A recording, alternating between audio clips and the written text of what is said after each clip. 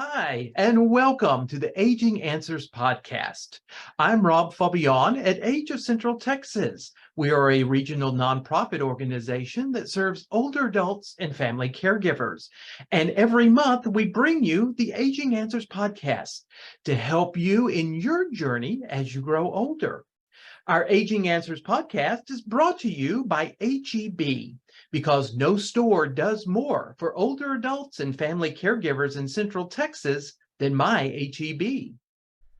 You know HEB for quality fresh food at low prices to help you eat well. Now, HEB has primary care physicians and dietitians on staff to help you get and stay well. And because HEB believes affordable care should be accessible to all Texans, monthly memberships and cash payment options are available. Let HEB's team of highly reputable and experienced care providers help you on your health journey. Virtual and in-office visits are available. Visit heb.com/wellness to learn more today. Here in Central Texas, it is getting hotter. We are in the middle of summer, and as always, it becomes very, very warm.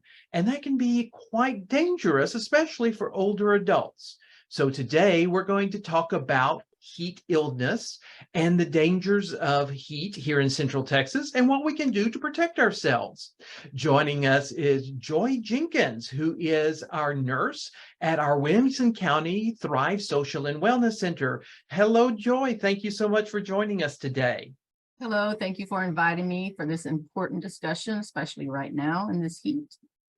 It is, yes. This year it seems like it is much hotter than it has been in the past, and I don't know if that's just our imagination or it really is, but we know that it has been dangerously hot, and that can be especially concerning for older adults and folks like us that are caregivers helping take care of our older loved ones. Definitely, we need to be safe. The heat is starting earlier and earlier every year. It certainly is. Now, I know that you have got a PowerPoint for us today, so I'm going to share the screen. Okay, Age of Central Texas, heat and aging. There we go. Hot weather safety tips for older adults. Okay, we know it's getting really hot really soon this year. When temperature climbs above 80 degrees, which is most of the time here in Texas, you need to take precautions to avoid heat-related issues, especially for older adults.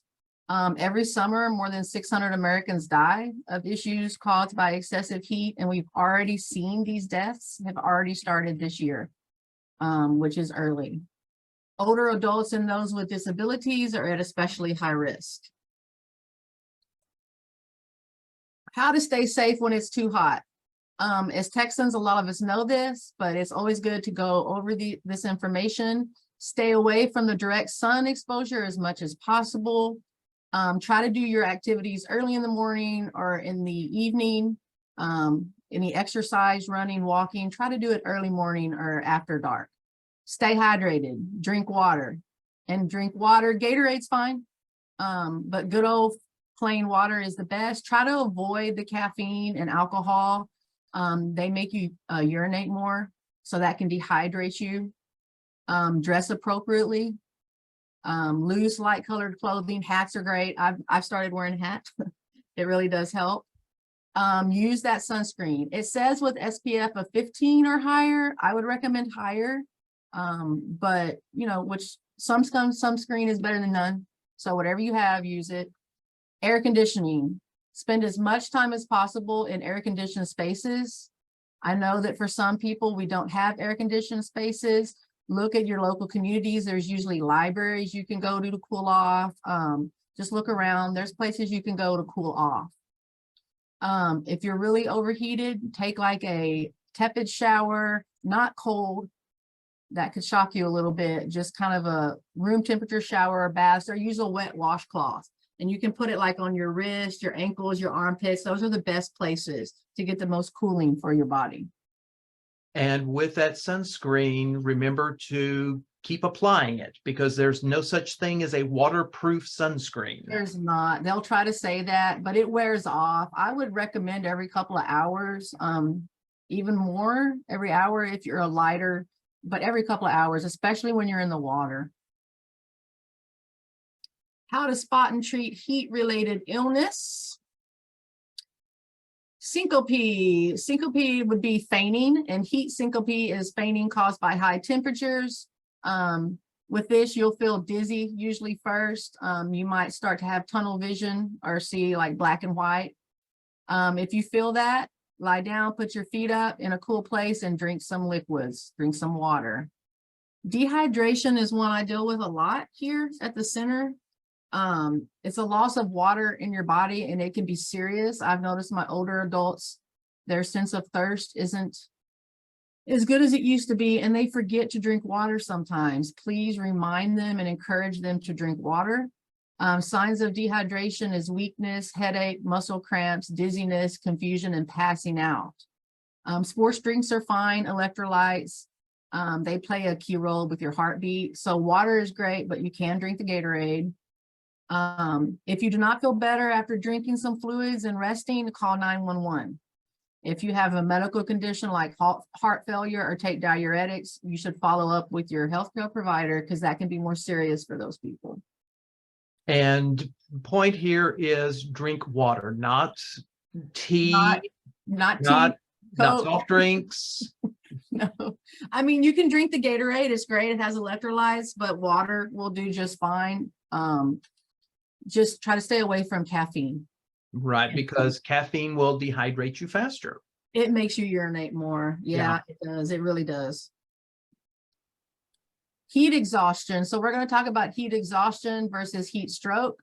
Heat exhaustion is a problem caused by too much heat and dehydration. If not treated, it can lead to the heat stroke. Now, the warning signs of heat exhaustion are heavy sweating or sometimes no sweating because your body can't sweat anymore. It has no liquids, so it can't sweat. Muscle cramps, tiredness, weakness, paleness, cold or clammy skin, dizziness, headache, nausea, and vomiting. A fast and weak pulse. That'll be your difference we'll talk about between the heat exhaustion and the heat stroke. If you have a fast and weak pulse, you're probably in the exhaustion stage, which is still dangerous, and fainting. And your body temperature may go up. It may be like in a fever range. What to do is to move to a cool, shady place and drink plenty of cool fluids, okay? Call 911 if you have high blood pressure or heart problems, or if you don't feel better quickly, because it can go into heat stroke fast, and that can be dangerous. Heat stroke. So heat stroke is the one that can be more dangerous and can lead to death. It's a dangerous rise in your body temperature. It can happen gradually over days. People don't understand that with the older adults. It doesn't have to happen all at one time it can happen over days. A body temperature of 104 or higher is a symptom. Red, hot, and dry skin, and a fast pulse. If your pulse is beating really, really fast when you're really, really hot, it means it's trying to cool your body. And it's its last ditch effort. It's trying to cool your body. Listen to it. Listen to your body. Headache, dizziness, nausea and vomiting, confusion, and passing out. Call 911 immediately. Move to a cool, shady place and take off or loosen clothing. If you can, get someone to pour water over you, or you can do it yourself if you're capable, or put clothes soaked in cool water on your wrists, your ankles, your armpits, and your neck. It'll cool you down faster. Try to see if you can safely swallow the water while you're waiting for 911. Be very dangerous. This is just a chart showing the difference. You'll see here on heat exhaustion, you're going to have that faint or dizzy feeling. Heat stroke, you're going to have that heat headache. It's like throbs. You can feel your heartbeat kind of throbbing up in your head. Heat exhaustion, you'll have cool, pale, clammy skin. Heat stroke, your skin is red, hot, and dry. You have no more liquids left. You're dry. Heat exhaustion, nausea or vomiting. Same thing with heat stroke.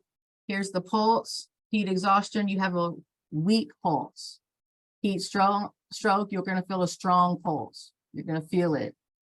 Muscle cramps will happen in both, and you could lose consciousness actually in both. Get to a cooler, air-conditioned place, drink water, take a cold shower, call 911 if it doesn't get better. 6 medications. These are types of medications that cause, that are more sensitive to heat and sun exposure. The number one is blood pressure medications, which honestly a lot of people take. So if you're on blood pressure medication, find out, if it's safe for you to be out in the sun. Your antihistamines, which we take this time of year for allergies. Those can also cause issues, decongestants, any overactive bladder medication, because that's messing with your dehydration and all of that. Stimulant medications, like for ADHD, those are dangerous in the sun, and psychiatric medications. I have a chart I'm going to send to you, Rob, that I added. It is actually a list of specific medications, so we can really have a more specific. I'll send that to you if you want to add it later, because I think it would be good for some people to have. It gives you the names of the medications that are heat sensitive. Terrific. We will add that in on the recording, and we will also post it on the Age of Central Texas social media. I think that'll be a good idea, because it gives them a more specific idea of which medications can be dangerous in the sun. I think that's a great idea. I think our big takeaway here is that being out in the sun is nothing to really ignore. And for all of us, not just older adults in particular, but for all of us, we need to really listen to our bodies. We need to make sure that we're keeping ourselves hydrated. We need to make sure that we're using sunscreen. And if we start feeling bad in any way when we're outside, we need to be aware. Drink the water, stay in a cool area. Don't take it lightly, because it can happen quickly. I've seen it. It can happen fast. And also for those of us who have family members that don't have air conditioning, we need to check on them frequently, because as you noted, heat stroke may not come on immediately. It could be cumulative over a few days, and especially for folks who are living in a situation where they don't have air conditioning. Right, because they're slowly dehydrating over those days. They may be drinking some fluids, but not enough. And so they're slowly dehydrating. Definitely check on anybody that doesn't have air conditioners right now. And if you are in Central Texas and in need of a fan, the summer fan drive is going on with our friends at Family Elder Care. You can look up summerfandrive.org online, and you can find a free fan. Also, as Joy noted, there are lots of places to cool down around Central Texas. All of our libraries in the area are wonderful places to go. They have lots of activities to enjoy during the day as well. The malls are open. All of our senior centers and rec centers throughout Central Texas are open. So all of those are great opportunities to get out of the house and go be with somebody else for a little while. And most importantly, get out in that air conditioning. Right.